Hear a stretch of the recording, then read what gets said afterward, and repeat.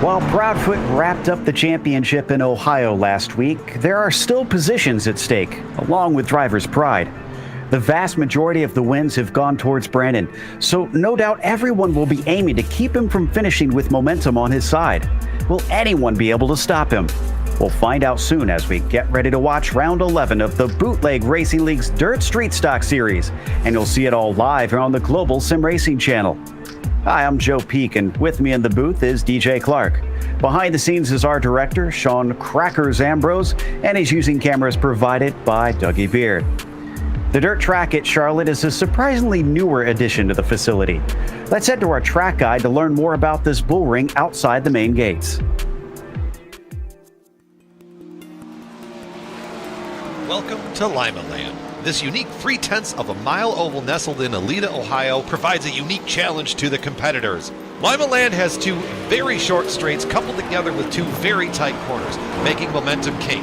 With it being dirt, astute drivers will notice the No, not the big oval that hosts the World 600 and the Roval. We're heading just a short walk off of Turn 4 to the dirt track. The only thing shared between the two is the name.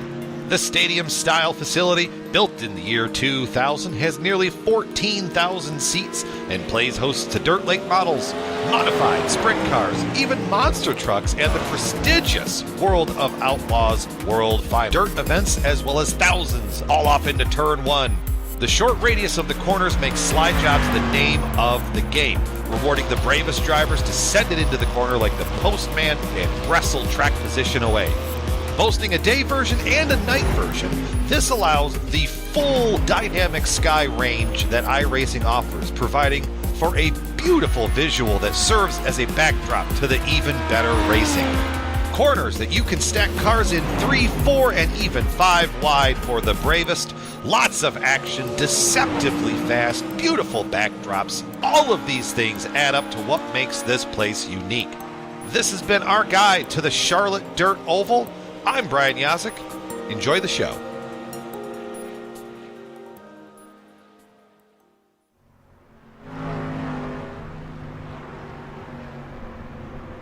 Well, DJ, most drivers on iRacing will know what the street stocks are like at the big Charlotte, but what about on the dirt here at the little 4/10 of a mile circuit?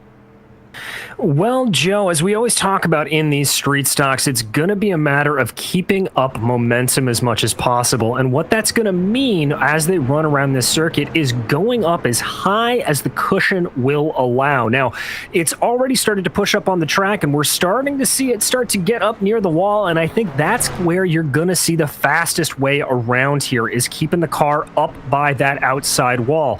Now, that's not to say passing is not going to be available. There is a very, very wide track in these corners, and I think you're going to see a lot of slide jobs getting thrown, as that's going to be the fastest way by.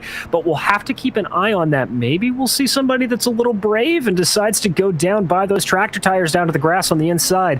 But I think that's going to be a little bit too slow of a route to actually get it to work here.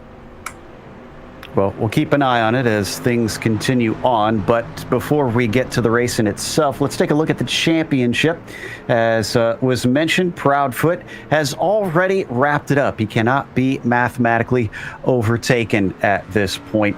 But then you look behind him, and we still got a bit of a fight. J.R. Shepard and Chris Davis have a fair amount between them, and Chris Davis and Northcutt are just about the same apart from each other as J.R. and Chris. But if one of them has a bad day, which is always very possible in dirt racing, then they could find themselves losing position. Steven Spees, unfortunately, not going to be able to get any higher than his spot back there in the 5th position. But what about for our race details today? How are we looking, DJ? Well, Joe, as we mentioned there at the top, this is the season finale for the BRL Street Stock Series. And with race format that we're going to be working on, well, we're going to be racing these dirt street stocks as we always are. And what's going to happen is that we're going to have a 20-minute open practice session, which we are currently on track for right now. Then we will have a qualifying session where drivers will have 4 laps to be able to go out and set their best lap. Now, that will determine the qualifying order for the heat race. We will have a series of heats, 6 laps up to 6 cars in each heat. The top 3 cars will transfer automatically to the A main. Everyone else will go to the B main. Now, nobody's going to get bumped from the field. There's a maximum of 24 cars in that A main race, and we're only sitting at 19 entries right now. So they will go in. We will have that B main to determine the back end of the order, and then we will set everybody loose in a 40-lap race around here, and that is the only time out on track that you will see any yellow flags getting thrown tonight. Right now, we're in the midst of the warm-up before that qualifying session. A few drivers out there practicing and trying to get their pace up. J.R. Shepard, interestingly, is our driver with the quickest time right now. Proudfoot down in 11th. We always reiterate, though, and it's something that you'll hear from us a lot if you've been watching for a while, is that you can't put too much weight into the practice times in dirt racing, because there are so many contingencies and factors that go into who is quick win. Now, I do believe we might have someone to talk to, double checking to see if we're ready to bring a driver in. And looks like we'll have just a little bit before we'll be able to talk to them, but we hope to... here we go. And we've got Kenny Kibbe with us as he's out there practicing in the number 14. Kenny, welcome up to the booth. It's the last race of the season. Do you have anything in particular that you're thinking that you've got your eye on that's a major point here today as far as getting a good result or a win? Yeah, I mean, obviously I come out with the goal to win if I can, but this series has just been really for fun series for me, and a way for me to try to keep my dirt skills sharp. I'm not nearly as competitive on Fridays as I am on Saturdays, but it's a good way to have fun with these guys. And yeah, I mean, I've done pretty decent at Charlotte in the past, and what I'm looking forward to is hopefully it'll be a 2-lane racetrack where you can make things happen on the bottom or the top, and you'll see me try to run where they ain't and try to make some passes. Now, we had the midget race here for the Bootleg Racing League just before this one. Did you take part in that? And if so, did it give you any valuable information? I did not. I'm only in the street stocks for Friday nights. But I've run plenty of races here, and I think the tricky thing for me is going to be, once this track wears out, which it already is, how disciplined can I stay to keep the car straight and keep the momentum up, because the momentum is so important in these cars. Well, qualifying's about to take part, so before we let you go, anybody special watching tonight that you want to perform for? Yeah, my parents, they watch every week, and occasionally some aunts and uncles and cousins and friends and things like that will watch. So appreciative of them to watch, and appreciative of you guys here at GSRC for giving me the opportunity to have you guys ride along with me. Well, thanks for letting us in on the behind the scenes. That was Kenny Kibbe out there practicing, currently 4th in the warm-up. As DJ, got about 30 seconds left here before we take off into the qualifying session.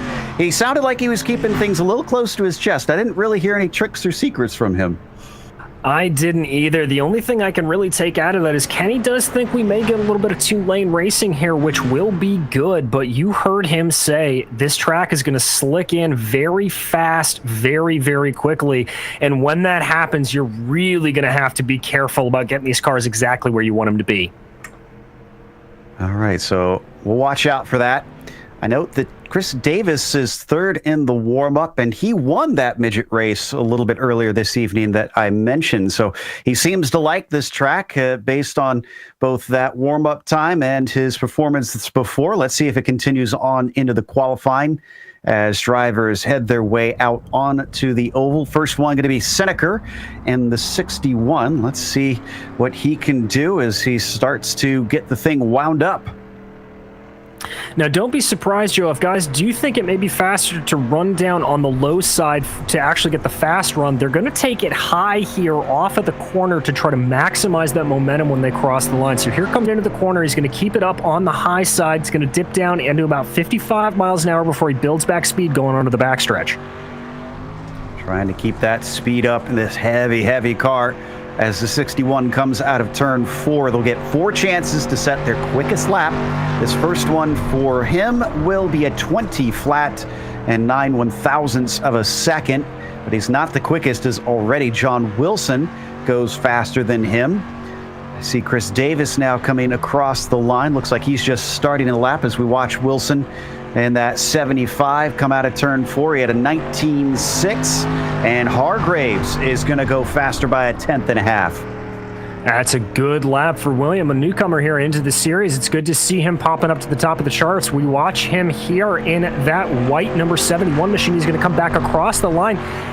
Ooh, only about 100th off, and he's taking the low line here, Joe. Ooh, interesting. Now, I don't think his first one was on the low line because I thought I saw him up high. In fact, yeah, there he goes way up against the wall in that 71. Let's see if that low line actually did anything for him. Might as well experiment if you're up on the top spot. And it doesn't make him quicker, but he still tries it, still sends it in shallow. I mean, I think you're right. A lot of these guys know that that first lap out of the box is going to be your fastest. The track is going to be the least rubbered in at that point, so you might as well just try a few things later on to see if there's a little extra speed. Oh, and there he goes faster, able to better his own time by just a couple hundredths of a second there as we watch Joe Segala come to the line. Joe, too, was able to improve, although that's not going to move his position anywhere.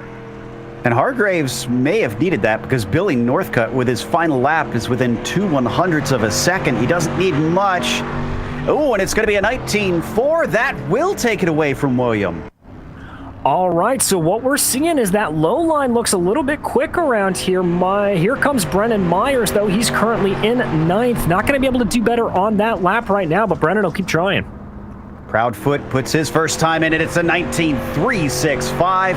Proudfoot stomps everybody and takes the pole away. Northcutt has already taken all 4 of his laps, so he can't overtake him. I see J.R. Shepard is still out there. He often is within range. We'll see if he can do anything, but Proudfoot on his second time around, not going to be... Wall there on the outside, so that's going to give him that 1X. That's going to invalidate his lap, but we see Brandon time and time again really do well on these top line preferred tracks, so he's going to be trying to come in here. Let's see. It's not going to be better one way or the other, so he's going to go back around. There is Kenny Kibbe, who we checked in before, currently 6th. Indeed, and I'm watching Shepard. His last lap isn't an improvement. Kibbe's first one, a 19.630. Let's see what the 14 can do on this one. A 20 flat, so that's not going to show him any quicker. And as we come back to Proudfoot, his 4 laps leaves him with a 19.365, his very first run as his fastest. He's just warming up from here on out. Yeah, it doesn't really look like anybody's going to be able to touch that 19.3. But there goes Kenny Kibbe, able to, just 400ths of a second off of his best time in 6th. I believe this is his last lap that he's working right now. It looks like from what I'm seeing that you may want to go high through 3 and 4, although Kenny proving that a little bit wrong. But go low through 1 and 2, a little bit higher through 3 and 4. Kenny not able to improve, but he is remarkably consistent, Joe. Absolutely. Probably one of the most consistent 4-lap runs that we've seen of anybody out there. And that finishes up our qualifying of 19 drivers out there today. Ron Snyder seems to be the only one lacking a time. And in fact, I do not see him in the session, so I'm not sure if he's going to be able to join us as things sit currently. Waiting for this to tick over into our first heat of the night, and then we will get going here for the finale, the season finale in the Bootleg Racing League Dirt Street Stock Series. All right, we've got our first heat of 5 cars. It is going to be Brandon Proudfoot who starts on the pole. John Wilson will be starting in second, and Chris Davis rounds out your top 3. Matt Chinoski is going to be lining up in 4th place, followed by Jason Dill to round out the back of the field in 5th. Waiting for everybody to line up out there. They'll get 2 pace laps behind the pace truck, and then they will be released for a very brief 6 laps to determine who advances and who does not. Top 3 will go on to the feature. The last 2 will have to go towards the consolation race and basically finish as high as they can there to determine where they will start in the feature itself. But all of our 18 drivers that look to be taking part tonight will manage to make it to the final unless they have to leave the session itself. So as here's another one of our onboards that we're going to get to witness tonight. Brandon Proudfoot starting it from the pole as he sits in his rig in his Rift. I have to imagine the Rift is going to be a big advantage on the dirt side of things, DJ. Oh, big time, especially at a big wide open track like this where it is not going to be out of the realm of possibility to be running 2 or even 3 wide through these corners. The ability to be able to glance down to your left or right very quickly is absolutely paramount. And so that's going to be a big boon to him, as will any of these guys who are racing in VR. Well, maybe that's one of the secrets for that 22, who has certainly been dominant this season with 8 victories out of 10 rounds run. We'll see if he can make it 9 out of 11. And one of the races that he did not win was due to simply his own teammate, who is obviously just as good and knows quite a few of his trade secrets. Meanwhile, waiting for the green flag to fall. There we go, and we are off racing for round 11 of the Bootleg Racing League Dirt Street Stock Series. Proudfoot with a monster run into the first corner, 3 wide for second with Wilson on the bottom, Shinoski on the top side, and Davis in the middle. Almost banging doors there, Davis and Shinoski. Davis looks like he's trying to take a little bit of a spot out of John Wilson, maybe try to scare him off a little bit. Shinoski had a very, very good start there, but just lost a little bit of momentum through 1 and 2. Davis now slides back up to that high line, trying to get the momentum over John Wilson in second. Wilson on the low side is not faring too poorly, as way up high, Davis still trying to carry that speed. Can he slingshot off of 4? No, he just does not have the momentum to get inside or outside of John Wilson. But Wilson, he tries for the high line now. Yeah, you're seeing a lot of these drivers experimenting in this first heat race, and that is a good thing for all of them. Running high, running low. Ooh, Brandon Proudfoot almost catching that tractor tire down on the inside. Davis is now going to take a little look on the low side. He's able to nearly draw up to the right rear quarter panel of John Wilson, but not close enough. Here he comes back on the backstretch, seeing if he's got anything. Had a little bit more speed, but the runs are so short on these straightaways as they come off of turn 4 once again. It's a little bit stuck. The good news for Davis is he will still advance as long as he finishes where he sits now. Yeah, and that'll be on his mind, but he'll also want to try to get up the order a little bit. You can see Brandon Proudfoot, my goodness, he's driving with one hand. Talk about just calm, cool, and collected. Proudfoot just absolutely has it. There's that sort of that flick in, the Scandinavian flick that we like to talk about to get that car set up for the corner. Just textbook out of Brandon Proudfoot. He's on his final lap here in the first heat of the night. As you can see him looking down towards the apexes and then up towards the flag stand as the checkers wave for Brandon Proudfoot. He wins the first heat. John Wilson takes second, and Chris Davis will be the last to advance. Shinoski and Dill were 4th and 5th, respectively. They will be sent to the consolation in just a few races' time. That brings us, of course, to our next race of the night, into Heat 2. Billy Northcutt will be starting at the top of this one with Kenny Kibbe in second, and then it is Justin Morton. Joe Segala is going to line up in 4th, and bringing up the back of the field will be Chris Hazlett. Well, there was quite a few lines out there. We heard Kibbe talking about that one, DJ, that he expected, or hoped at least, that we would see a few lanes open up. Do you think that was enough to go on to say that we should see more of that? I certainly think so, at least through these heat races, Joe. What my question is going to be is going into the later stages when we get to the B main and the A main is what's going to rubber in? What part of this track is going to really slick up and make it almost undrivable? We've seen a lot of times how you get that narrow strip of moist dirt down to the inside that's going to push guys lower than they'd like to go. There's kind of progressive banking around the dirt track at Charlotte. So getting lower, you're running on a flatter surface and it's hard to keep the momentum up, and as that middle groove starts to rubber in, it's going to force drivers, if they want to go low, to get down onto that flatter part of the surface, and that's a tricky thing to do. That was Kenny Kibbe that we saw on our screen. If you weren't watching the pre-race, that is the orange and blue number 14 right there, who we'll be checking in with here and there. Hopefully he'll have a decent performance for us as we watch them come to the backstretch on the second pace lap, and Billy Northcutt in the double aught waits for the green flag. They get a long time to think about it here before they get around out of turn 4. Northcutt has control of the fields. He waits patiently, but now he goes as he accelerates away, chopping down off of turn 4 to straighten it out into turn 1 on the bottom side. Justin Morton in second place, trying to use this shallow line over Kibbe, but will he be overtaken by that speed? Ooh, they're going to be neck and neck as they dive into 2. I was going to say, Billy Northcutt taking a little bit of a gamble going on the inside. We saw Proudfoot start to the outside on that last race, but Northcutt making it work. Kibbe and Morton, though, just absolutely neck and neck by the time they dive. Able to be side by side coming off of turn 2.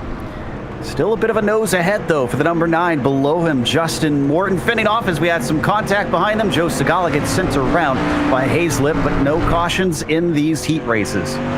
Yeah, it looks like there that Segala may have just gotten a little bit over-rotated and Hazlip wasn't anticipating it, but we're going to keep focusing on this battle for second. It looks like it's advantage Justin Morton here for the moment, but we're seeing Kibbe coming lower and lower off of the corners, just trying to minimize the amount of track he's got to take. Straight line that thing is now he whips way up high through 1 and 2. Will this one help him out? Oh, he almost got his nose ahead that time as we ride on board. And there's Kenny right there. There's the 9 below him, still defending hard, making sure that he's going to have to work hard for this one. We're going to be white flag next time by for the double lots. And he looks like he's got a nose ahead of Justin Morton finally. Barely able to keep it ahead. He's cutting Morton down low. They're really preventing him from swinging up the track. That's a good line for him to run. That is the white flag lap, and Kibbe leads going into 2. As he finally got this one, as he goes underneath up ahead of them, you can see Billy Northcutt winning this race over both of them. And indeed, the 0 car will win heat number 2, but who is going to finish second? It is going to be Kenny Kibbe with a well-earned pass over Justin Morton, who will advance from 3rd. Hazlip finishes 4th, and Segala with a bad day in this heat, finishing 5th. Yeah, it's a rough one for Joe Segala there, but Kenny Kibbe, way to keep up the pressure there. I think he's going to be one to watch as we get into the A main. No doubt about that. Seems to have the bit between his teeth. And up on the start of heat number 3 is going to be William Hargraves. It is J.R. Shepard who starts next to him. And then on the inside of row 2, it is Brennan Myers. Behind Brennan will be Ryan Seneker in 4th, and Ron Snyder will line up in 5th. And they take off behind the pace truck.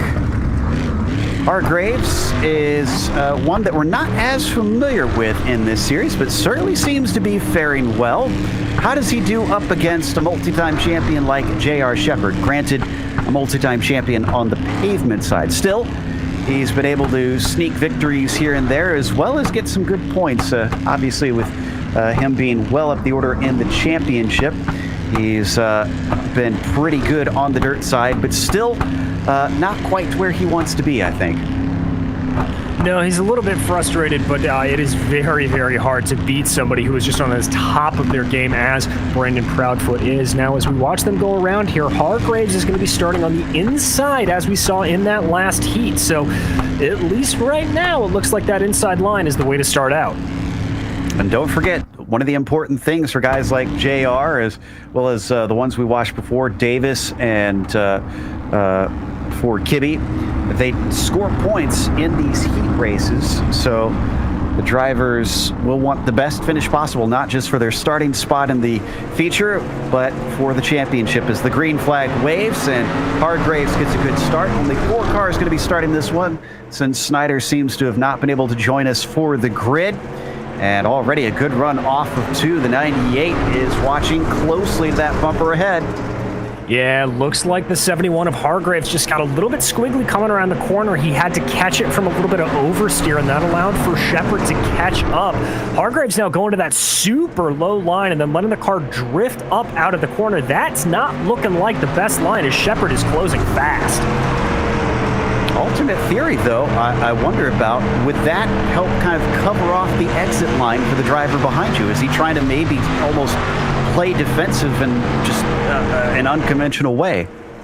He certainly could, and it's definitely throwing J.R. Shepard a little bit. Just watching how that car's performing, he's a little bit uncharacteristically jerky with the wheel, trying to get it to go where he wants to, and that's really allowing for Brennan Myers to stay right up behind Shepard.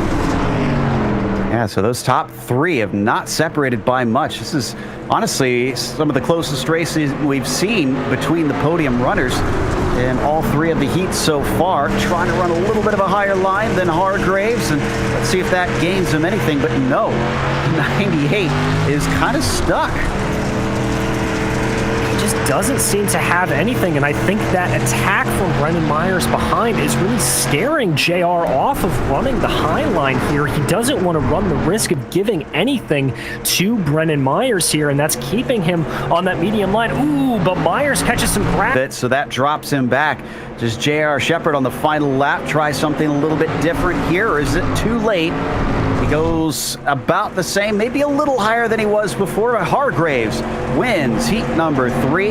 J.R. Shepard comes home in second, and it is Brennan Myers, the last to transfer, in third. Seneker, the only one not to go through, finished fourth. Okay, so we come to the last heat, heat number 4. Again, only 4 cars in this one as well, with Jason Best starting on the pole and Bobby Hayes to his outside. Robbie Robinson's going to line up behind him, and Michael Davis will line up to the outside of row 2. We're just about done with these heat races now, and then we'll head off to the consolation before we get a small break with a warm-up session. And then it's off to the feature. Quick races here today. And honestly, very few problems that I noticed out there. I mean, we had the one moment where Segala got tipped around, but not really many dramas that we've witnessed on track. Well, Joe, not to minimize what these drivers are doing, because the times they are putting in is absolutely mega, but Charlotte is one of the quote-unquote easier dirt tracks to run around here. It's pretty simple in its layout. There's not a lot of trickiness like you'd see at Weed Sport, for example, coming off of 1 or 4. So it allows for a lot better racing. There's a lot more of just flat out going for it than some of the really tough technicalities that you see along some of the tighter bull rings that we've been to over the course of the season. Well, it certainly has given us some interesting strategic calls from drivers on which line they're running. Let's see if anybody does anything unusual here. As the pace truck is in, Jason Best now has control, starting from the top. Although, granted, I should say starting from the bottom here, as he chooses the inside line. Green flag is out, and he gets a good jump over Bobby Hayes. They're going to be single file immediately as they head into 1 and 2. And everybody really preferring that medium to low line there. Michael Davis, the only one going up to the high side. Ooh, little bit maybe of over rotation there for Best coming into the corner. I think that allowed for Hayes to catch up ever so slightly, but he's able to gather it back up under him and keep that gap steady as they exited 4. Ride on board from the view of Bobby Hayes. One thing drivers have been saying since the most recent iRacing build is the dust and the dirt kicked up from the car ahead definitely hampers the vision a lot more. Now up in second place, it looks like the 13's got a pretty good view, so he at least isn't dealing with the same as some of the drivers behind him. No, and I think you're really going to see that when we get into the B main and the A main track. But Bobby Hayes looks like he's able to fight through it pretty well. They cross the line with 3 to go. Hayes not letting Best slip away here. Yeah, that 13 is actually creeping up on him a little bit. The 47 cuts down just to try and keep from giving Bobby Hayes an opportunity. They're going to be 2 to go at the line, putting immense pressure on at this point. Jason Best is going to have to be spick and span if he wants to take the victory. again. He's sort of running that line that we saw the last time out from Hargreaves, running that sort of modified slider line, starting low, going a little bit high. I think it's throwing Bobby Hayes off ever so slightly as that gap is raising just by millimeters. Last lap for Jason Best. So far, so good. And a little bobble from Bobby Hayes sends him back a few inches as he tries to keep right on top of Best. Doesn't look like anything's going to be doing tonight. Jason takes the win in heat number 4. Hayes takes second, Robinson third, and Davis unfortunately brings it home last on this heat. Okay, so now on to the consolation. This will determine where Hazlip starts from second and Ryan Sineker in third. Then on the outside of row 2, it'll be Michael Davis. Jason Dill will be lining up in 5th, followed by Joe Segala in 6th, and then Ron Snyder in 7th. Let's see if Snyder shows up this time. Again, he is unfortunately not been out there, and I do not see him in the session, so I fear we will only have 6 drivers in this race before we head to the warm-up. Pace truck takes off, and Matt Shanoski going to have that inside line. Now, what I find interesting is I'm not seeing the entry to the corner. Looks like it's slicked up quite a bit, but DJ, the middle of the corner, there's really not any rubber that I can see anywhere from past the entry. No, it's really not, Joe, and part of that is the long nature of these corners at Charlotte. You're not necessarily having full tilt rotation of the cars that's really tearing up the dirt as much. It's much more of a gentle slide through the corner, and as a result, that happening doesn't tear up the middle of the corner as much. Now, when we get all 19 cars out on track for the A-Main, that may change, but right now it's looking pretty good. I'm sure the drivers will love that for at least the start of that A-Main, having a few more options with the track that's halfway decent. Shanoski's got a decent look ahead of himself with nothing but clear air. Can he retain that for the best starting position he can nab in the feature? Green flag is out, and the 94 is on it. Good jump there by the 73, but also for the 61, Ryan Sineker way down low. He almost clips the tire on the inside, nearly loses the car and falls back. That gives third to Davis. I think he may have clipped it. Oh, and it looks like that's Davis up into the wall there as well, but he's able to keep going. Big shamazzle there behind as everybody tries to get sorted. But up front, Shanoski just putting the pressure to Chris Hazlip down on the inside. Yeah, Hazlip snuck by. They're going to make a little bit of contact out of 2. Chris taking the advantage last lap around on the low side. Is he going to lose out as Shanoski underneath him? Oh, almost holding on to it. The 73 nearly loses it through 3 and 4, and that's going to give the top spot back to Matt. It is, but look for a little bit of crossover. Oh, Joe, we were saying that it's not really rubbering up in the middle of the corner, but judging how these cars are handling, I think there's a little bit of rubber coming out of the corner. Nobody can seem to get the power down here. Certainly not. The battle continues for both the lead and for third place. That is Sineker and Segala fighting with one another. Up on the high side with better momentum, the 94 finally gets himself solidly into P1. 3 wide for second now as Hazlip falls in the clutches of Segala and Sineker. Oh, but both Segala and Sineker there had to check up a little bit. Here comes Segala out to the outside of that 73 of Chris Hazlip. Segala currently the fastest car on track. He's going to try to carry some momentum up on the high side. He is alongside that right rear tire of Hazlip. Goes back to the high side, keeps it off the wall. Can the momentum hold here for Joe Segala? Oh, wiggle coming off the corner. He's got to fall back. Behind him, though, it seems like Sineker is struggling just as much along with Michael Davis, so not going to be able to be threatened by them. Top 3 all tightly packed together here in this only 10 lap race. And a little look underneath. Segala thought maybe he could get something on the 73. Yeah, but it looks like Hazlip, who may be carrying a little bit of momentum here, he's got a good run coming off of 2. He's able to slightly draw alongside of your leader, Matt Shanoski. There he goes. That is Davis parking it down to the inside. Looks like his race is going to be done. Oh, contact between Hazlip and Segala. door slamming between the pair of them as they come back into 1 and 2. Hazlip on the high side again. He starts to lose control, and they're going to come together again. Well, Joe, they're not bumping. They're not hitting each other. That is just rubbing, and rubbing is racing, and we love to see that here in the dirt stocks. Just cars getting a little bit loose coming out of the corner, and that causing them to go up into each other. But as of right now, it's normalized for the moment. Oh, Hazlip, though, gets loose. Sagala does a good job to keep that car off of the left rear of Hazlip, and now they come in through 3 and 4. This is going to be the white flag, and all of this messing around with one another has allowed Seneca to close up big time. He's going to send it way around the outside. Can he actually sneak into third? Oh, looks like the car over-rotated a little bit through the corner. He wasn't able to get the power down, but he's going to dive back down to the inside now of Sagala to see if he can get anything there. Doesn't look like there's anything doing. And the win goes to Matt Shinoski with second to Hazlip, third to Sagala, just barely. Seneca falling back at the end with a 4th place finish. And then you had 5th to Michael Davis, Jason Dill 6th, and Schneider was a did not start. All right, now we come to the warm-up for our feature. What have you learned so far, DJ? Joe, what I have learned so far is that you can race just about every millimeter of this track. We have seen guys taking lines absolutely everywhere, and it is spectacular.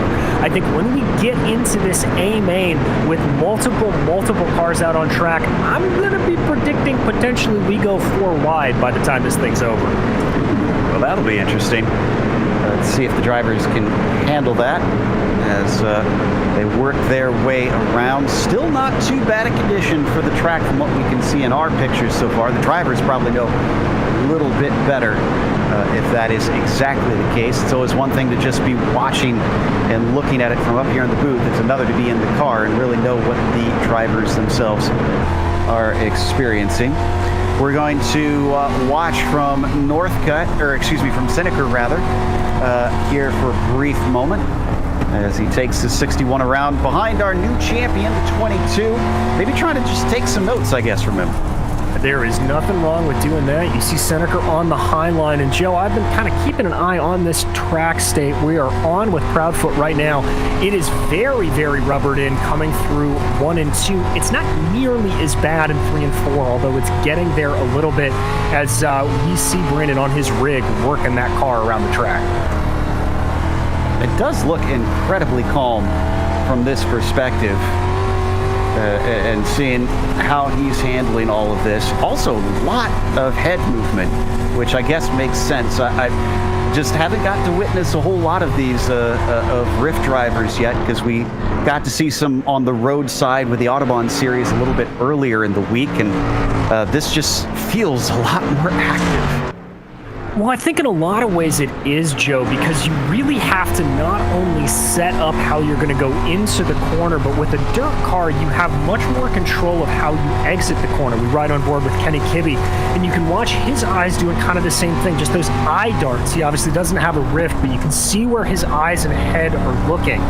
When you're driving dirt, you've really got to look through the corner, all the way to the corner exit, and kind of fix your eyes on where you want the car to go. And frankly, not to get too physiological with it, but if you do that, your body will just sort of go, okay, that's where I want the car to go, and you will naturally start to go that way. Yeah, I can definitely understand that point, as that tends to happen to me, both in the sim and in real life. You mentioned Kibbe was one to watch out for, since he was certainly on the move in his heat race. I feel like Hargraves is potentially kind of a dark horse in this one, since we don't know a whole lot about him, and he's been looking quick in a number of different ways. I couldn't agree more, Joe. William Hargraves here, we have not seen him really in this series, and he is putting on a heck of a show. He's currently 4th overall right now, obviously won his heat. That bright neon and white car looking very good on track. I think he's got some speed. He may be a little bit of a dark horse when we get to this A main. Certainly liking that paint scheme. It's very cool looking. As he sits 4th in the warm-up currently, following behind Kibbe. Each of them taking very different lines around this track with a minute left to go. And hopefully we will have 18 drivers. And I know that we probably are not going to be seeing Ron Snyder, as he still is not within the session. And I don't see Shinoski out there practicing. I think he's the only one that hasn't set a practice time. I think Hazlip as well. Well, no, Hazlip's put in one, I think. But, yeah, and just looking at this track state, Joe, I'm starting to see some pretty heavy rubbering in on the exit of turn 4. And that kind of mirrors what we saw in that B main. A lot of guys getting very slippery on the exit of that corner. So I think that's going to be a danger zone to watch out for once we get under green. Just a few seconds left, and man, every line is pretty much on the table, it seems, from how these drivers are running here today. Pick one and you'll find a car that's rolling through there. But how long will that last? Will things narrow up when we see the race continue on? 40 laps is a lot with 18 cars to pound into the dirt and lay some rubber down and make it slicker. It looks like the session moving over, so that will bring us to our final race of the night, the feature and final feature of the season as well. Brandon Proudfoot is on the pole with Billy Northcutt starting in a second. William Hargraves will be starting P3, and Jason Best, who is outside of that second row. John Wilson starts in 5th with Kenny Kibbe in the 6th spot. Then it is J.R. Shepard in 7th, Bobby Hayes in 8th, and Chris Davis in 9th. Justin Morton rounds out your top 10. Starting off in 11th will be Brennan Myers, followed by Robbie Robinson in 12th. To the inside of them will be Matt Shinoski in 13th, followed by Chris Hazlip, and Joe Segala and Ryan Seneker lining up behind them. Michael Davis will line up in 17th, and Jason Dill 18th. I haven't seen, I want to say we've only had that one incident with Segala that probably would have brought out the cautions. Do you feel like keeping the car pointed forward, keep the control of the car is going to be critical today because of the low likelihood of these cautions? I certainly think it is, Joe, and I think where these guys really have to be careful is watching out for, as this track continues to develop, anybody that gets caught out by a little bit of over-rotation in the middle of the corner, so where that car starts to drift a little bit more than you'd like, that obviously slows the car down. And if you're riding behind somebody that has that happen, you've got to be very, very careful. These cars are heavy. They're hard to slow down. We could see a little bit of contact from that, but I am hoping, knock on all of the wood, for a pretty green flag run here tonight. All right, around on our second pace lap. Proudfoot back in his traditional colors. The winners get whiskey number 22. And we glance at Kenny Kibbe as well in the 14, seeing what his face is like before we go green. Last chance to relax before a caution or the checkered flag. We'll see which one comes first. So we wait, and the 22 waits a long time. Now he's on it. Green flag is out. We have a challenge for second, though. Northcutt a little bit slow off the line. Hargraves going to take it down way low. We said he was one to watch for, and he's certainly starting off aggressive, but that low line didn't work for him. Look out for Jason Best. He's already to his outside. Hargraves going to dive down to the inside on 3 and 4. Everybody fanning out behind him. I think he's going to have the advantage, but Best has got momentum. Best sending it through the middle, kind of in no man's land. Is that going to bite him? It bit Hargraves as he slips up down at the bottom through 1 and 2. Falls back slightly, but still fighting side by side with the 47. He's given it everything he's got. He's got a little bit of an advantage with that momentum, really, really helping Jason Best out of the corners. Up front, you can see Northcutt and Proudfoot getting a little close, but this is the battle to keep an eye on. They are absolutely neck and neck, Joe. No quarter given between the two. Kenny Kibbe's watching all of this as well. Oh, and indeed, we do have a challenge for the lead, as Northcutt is able to get side by side with Proudfoot just as we get a caution. And once again, poor Segala, just been having a horrible day today. This one was with some help, unfortunately. And watch, it was through 3 and 4. Yeah, there it is right there. And Joe, that's exactly what I was talking about. Joe Segala there just had a little bit of over-rotation, slowed the car a little bit in the middle of the corner, and I think that was Ryan Seneca that just very lightly nudged into the back of him. No real fault on the case of either of the driver, but when your car's starting to over-rotate like that, just that little bit of a push, that's enough to send you around. Yeah, around and all the way down into the grass. Everybody asking the 81, hey, Joe, where are you going? And unfortunately, it's to the back of the field for now. So the 81's got a lot of drivers to try and overtake if he wants a decent result. There's our leader, Brandon Proudfoot, who's waiting for the truck to duck in. And should be, not this time, but next time, as the lights are still on the pace truck.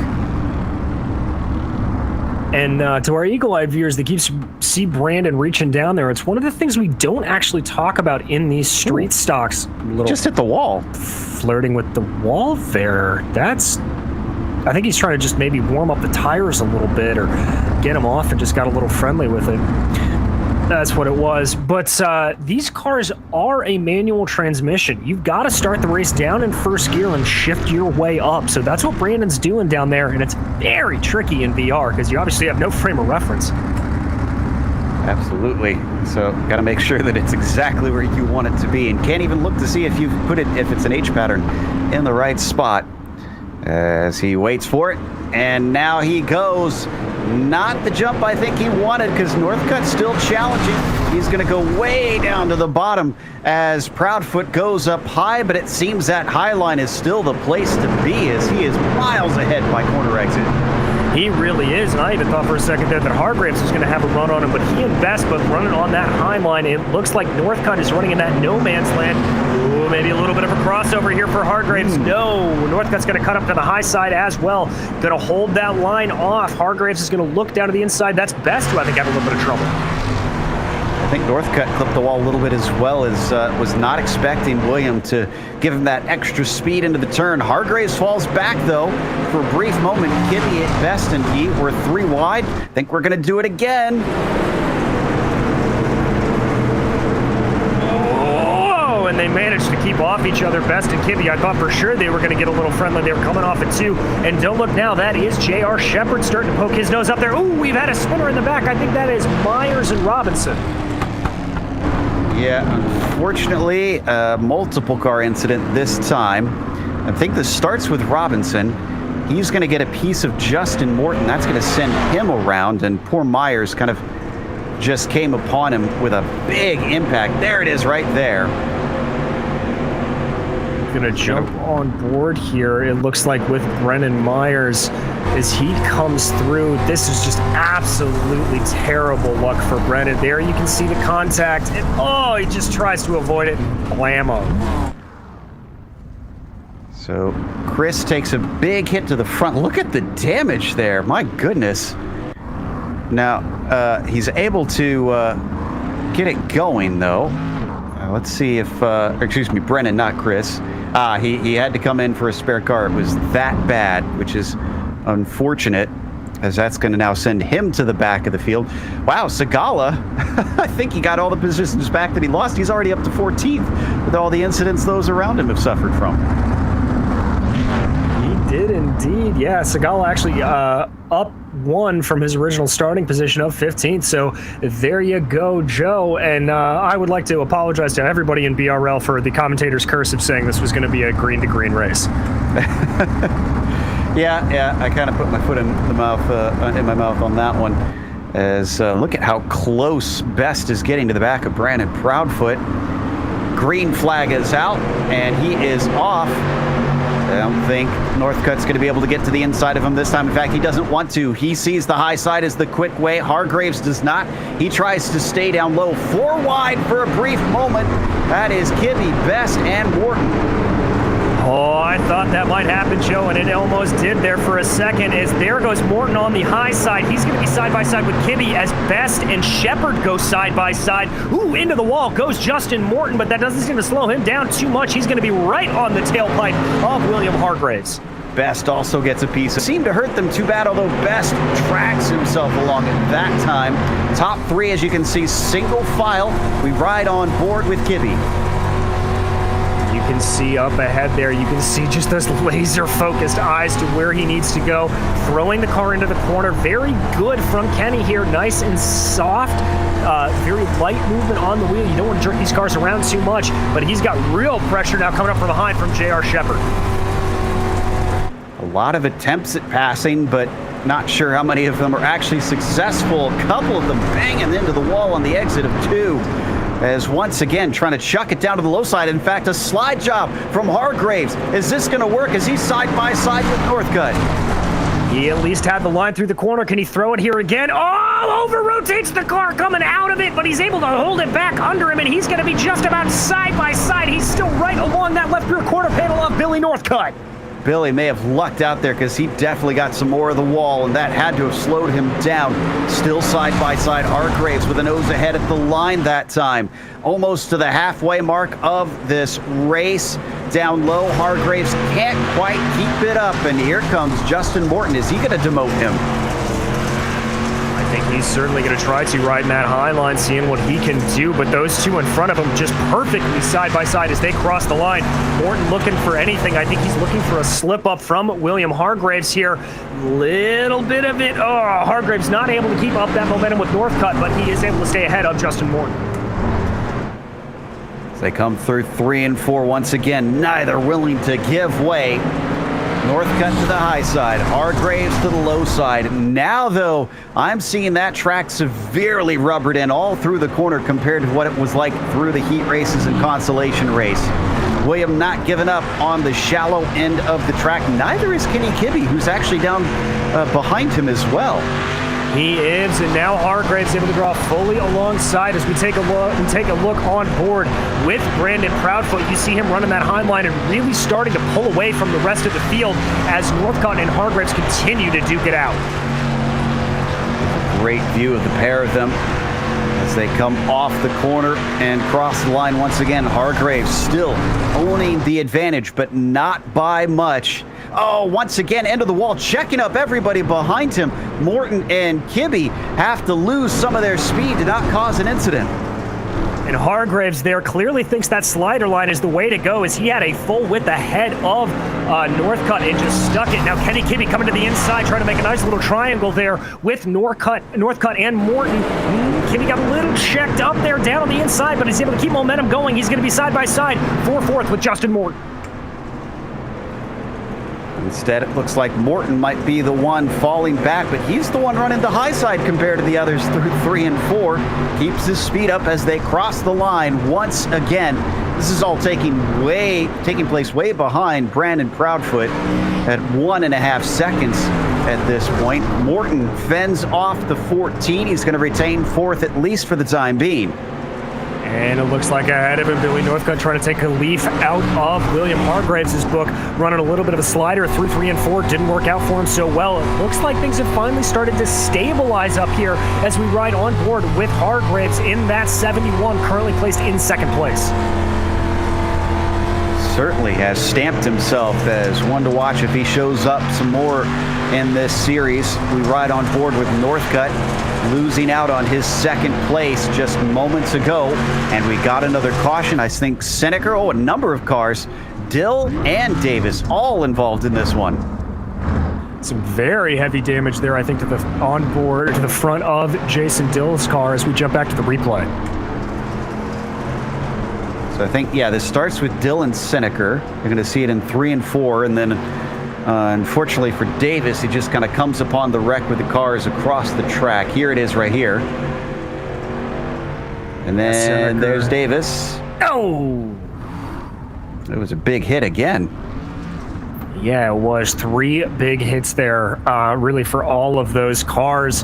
I have to say, I think Davis was coming a little bit too hot into that corner if you see somebody spun like that. But then again, Joe, we have talked about the new dust particles that iRacing has put in. That very well may have been a situation where Michael Davis just didn't see it. Yeah, that well could be. There's also the fact that we don't know what sort of monitor setup he's got going, so maybe his view is not real great side to side. He just had it too narrow and couldn't see it. Hopefully we'll get to talk to him, maybe try and pick his brain, see what exactly caused it. We still have the lights on on the pace truck, and Brandon Proudfoot leading, which he has become very comfortable doing this season, looking for victory number 9. Can we see the likes of Hargraves maybe deny him, or possibly Billy Northcutt? Justin Morton suddenly in the mix now as he's going to restart from 3rd. And don't keep Kenny Kibbe or J.R. Shepard out of this. I think any of those top 6 can be deadly as we line up for the restart. As we wait for it, going to be 10 to go at the line. Green flag is out. Oh, it's not the best of starts for our leader. Hargraves still has no choice but to try and take the low line to see if he can overtake the 22, but no dice. And here comes Justin Morton with a full head of steam running up on that high line. Now it looks like Hargraves is going to try to run a slider, but he's got to check up because he sees Morton coming, and that's going to allow Morton to be fully side by side as they cross the line. Morton got a good shot here at 2nd place. He's sticking with it. Behind him, don't forget, Billy Northcutt. Assuredly disappointed that he lost 2nd place and is now down in 4th off the podium. Still side by side for P2 between the 6 and the 71.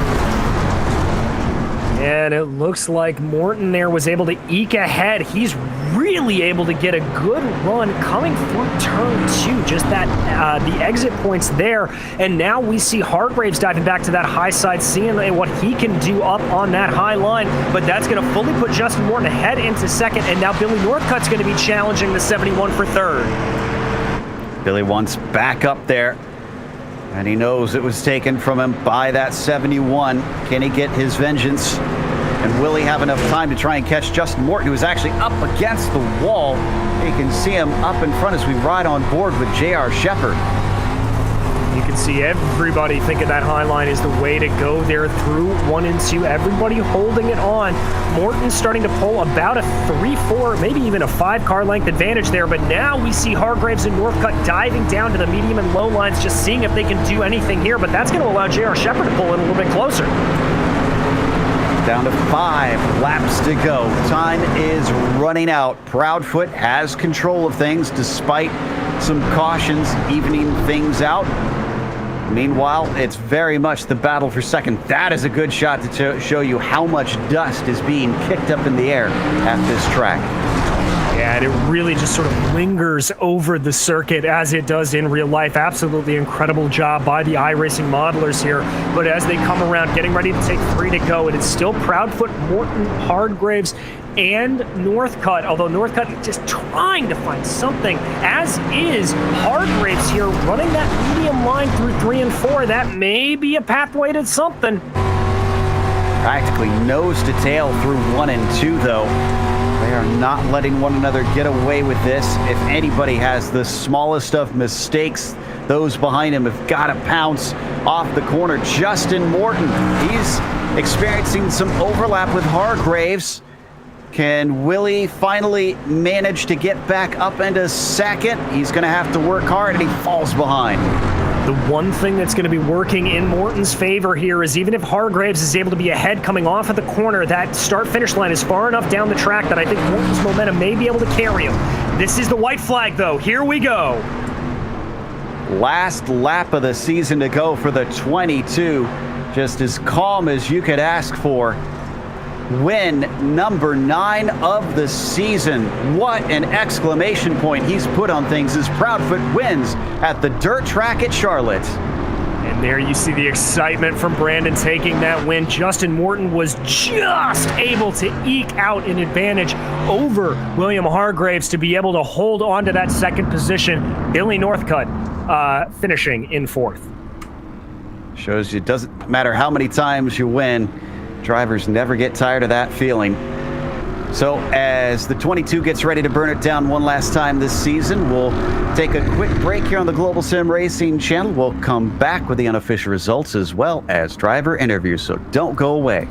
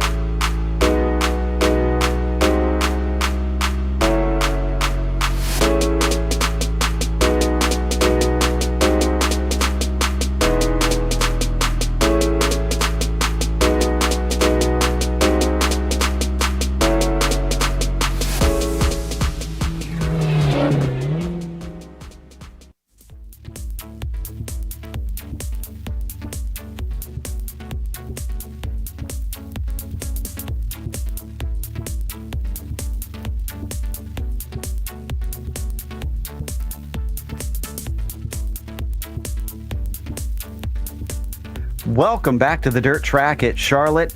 And for the final race of the season in the Bootleg Racing League Dirt Street Stock Series, it was Brandon Proudfoot with a 9th victory out of 11 rounds.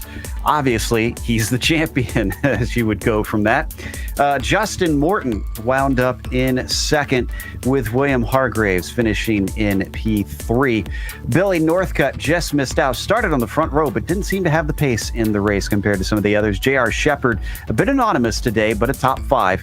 And Kenny Kibbe was 6th. Jason Best finished P7, with Chris Davis only getting up 1 spot here, and that was 8th place for him. Bobby Hayes was 9th, with John Wilson going from 5th to 10th, unfortunately. In 11th was Joe Segala, recovering from that early spin. Following him in 12th was Chris Hazlett. Robbie Robinson in 13th, followed by Matt Shinoski and Ryan Seneker. Brendan Myers came home 16th, with Michael Davis 17th and Jason Dill 18th. Ron Snyder unable to start today. That brings us to our winner here in the season finale, Brandon Proudfoot, who takes his 9th win of the season, which looked like it felt just as good as many of the others. Brandon, I guess this was more about making sure to kind of put your stamp on things, no? I don't even say a stamp on things. This is a track that I've always enjoyed, and with it getting real slick in the progressional banking, it gets real nice up top, but definitely still wanted to put on a show tonight. But yeah, this is minus the Grove. I think this is probably out of all the tracks, I'd say probably the closest thing it would come to second and one of my favorite places to come. Well, you look pretty strong out there, that's for sure. This is our first time getting to watch you race live as we had you on camera. Notice that you were kind of doing things one-handed. Is that standard driving style for you? Yep, that's pretty standard. I traditionally take the corners. I usually do two-handed going in, and then coming out, I'll just use my my left hand to kind of keep the counter steer. It lets me, with having less physical force on the wheel, it allows me to feel the bumps a little more coming out, feel the rear end a little bit more, and I run an AccuForce, so it's pretty strong force feedback, so it helps me feel the car a little bit more personally. Interesting. So, actual good reason, not just style points for those. Do you plan on coming back next season to try and defend your crown? And do you think you'll be able to win quite as many as you did this time, or do you think everybody's going to up their game for you? I think it's going to be tough next season. There's a lot of guys that are fast here on the Bootleg Racing League. I imagine there's a lot of guys that are going to be coming back. I believe our time slot's moving to 7 p.m. for next season. But a lot of fast guys here. I noticed there was another Panda car out there tonight. William did a good job. I believe you got 3rd behind Justin. I'm not sure. I couldn't see the relative too much. Okay, thank you. You did good. Got ahead of Billy, and he gives me a tough time. So if you're coming back next season, bud, I'll be looking for you. Well, great stuff. Congratulations, not only on another win, but a championship, and can't wait to talk to you when the next season starts up. Yep. Thanks, Fistful of Bourbon. Champions get whiskey, baby. General Tire, Polaris RZR, Vision Wheel, Rigid Industries, Dirtfish, JSP, XTV Axles, Gibson Performance Exhaust, Acronis, Saint Racing Fabrication, 07 Designs, Chris Leone Motorsport Shop, all the guys that keep this league going, all the drivers that do it here. Hope to see all y'all come back next season. I plan on trying to come back. Can't confirm word for Rafferty, but we'll see if he comes back next season. Not quite sure. The family that roots me on downstairs, you guys for doing the broadcast, and yeah, what a season. Expect to see a lot more growing from these guys. Looking forward to it. Great stuff from Brandon Proudfoot, our winner and champion. Obviously very proud. And I believe DJ has caught up with 2nd place finisher. Definitely had a lot of side-by-side racing to get there, Justin Morton. Justin, that was an absolutely amazing power through the field. I think you are our hardest charger. We saw you just ripping that high line to perfection. Talk me through that, man. Yeah, I love ripping the top, especially in the dirt. I knew if I got restarts on the outside, I would be in a good position. And on that lap, I think 13 or 14 restart. I went 7th to 4th. So yeah, I just kept exploding off the outside. We saw just some really, really good battles with Billy, who's become sort of a force to be reckoned with, and then Hargraves as well. New guys coming into the series. When you're running against somebody that you maybe haven't had that much experience against, how does that change for you the way you drive, or are you just driving them the same no matter how you see them? Yeah, I pretty much just drive it how I see it. I've got to race Billy a few times this season. Super respectful driver. I try to race everybody clean, so it doesn't matter who's in front of me, really. Well, all right. And then I guess we have to ask, then turning to next season, can we see you back, and how do you think it's going to run? I'll definitely be back. I don't know. The top of this field's getting so good. I haven't won in a long time, so I'm going to be pushing to get at least one win. Managed to do it on the asphalt side last week, so we'll see if I can pick up a win next season. Well, we'll certainly be low-key, don't tell anybody, cheering you on there, Justin. But anybody you'd like to thank for your run here tonight and for this whole season? Oh, yeah, I'd like to thank my team, Toll Downforce Racing, a great group of guys. Thanks, Black Box, for sponsoring us. Lowell for running this amazing league. Look forward to coming back and running on the weekends here. Thanks for Billy and Willie for having a great race tonight. It was a good racing with them, and thank you guys for doing the broadcast. Well, thank you, Justin, and congratulations on a hard-fought and well-earned second place. Thank you. All right, and then Joe Peak has caught up with the newcomer to the series here, William Hargraves. Indeed, William, congratulations on a podium. And we were trying to remember, is this your first time running the Bootleg Dirt Series? Yeah, guys, thanks for having me. Yeah, it is my first time here for sure. Well, clearly you've made an impression, as drivers are already watching out for you. Some very successful drivers in this series, but it looked like you never really had a moment of calm. Every time we looked at you were side by side with somebody. Yeah, man, it was tough going. Like I said, I definitely wasn't going to dirty anybody or anything like that to make a move to get around them or anything, but that outside was just it was real dominant, and I could get a run up alongside of them, and I just couldn't clear them enough to get around them. So, I mean, it is what it is, and hey, I'm happy to be here, and to start off with a third, that's good too. Absolutely. So, do you plan to try and come back next season to see if maybe you can bring it to guys like Proudfoot, who've just really kind of schooled the field this year? Yeah, I plan to come back. Billy Northcutt, he's the one that let me know about this league and stuff, and I kind of just been checking it out the last few weeks and whatnot, and decided to apply. And I'm looking forward to it. There's some fast guys in here. Everybody seems really clean, respectful, and that's my kind of league for sure. Yeah, we've found the same after a few years of coverage here. Well, is there anybody that helped make this podium possible for you today? I'd just like to start off by thanking you guys for doing the broadcast, and everybody at the BRL for putting this on for us, allowing us to race.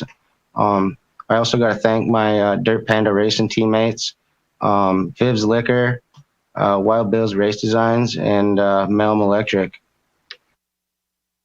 That was William Hargraves, who took third here today, gave us plenty of action to watch, and sounds like he had some good fun finding a new league to race along with. But we need to take off and close up shop. Before we do so, a big thank you to the Bootleg Racing League for bringing us back for another season of coverage. And as we've been talking about it a lot, yes, we are back for next season as well for more coverage. We'll talk about when that happens here soon. Thanks to the companies that provide the software and the hardware for our broadcast listed here on your screen. And additional thanks go to June Lalonde, who provides our wonderful music. See the screen for how to get a hold of more of her great work.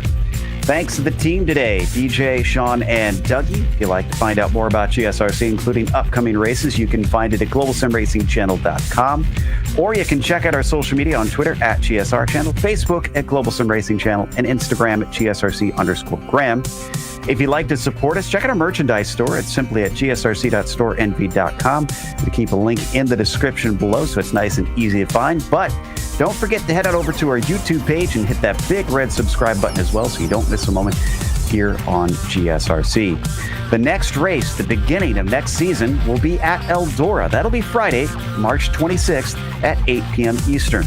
We also have upcoming races for other series listed on the screen, so check those out and mark them down on your calendar. However, until next time, race clean, race hard. See you on the track.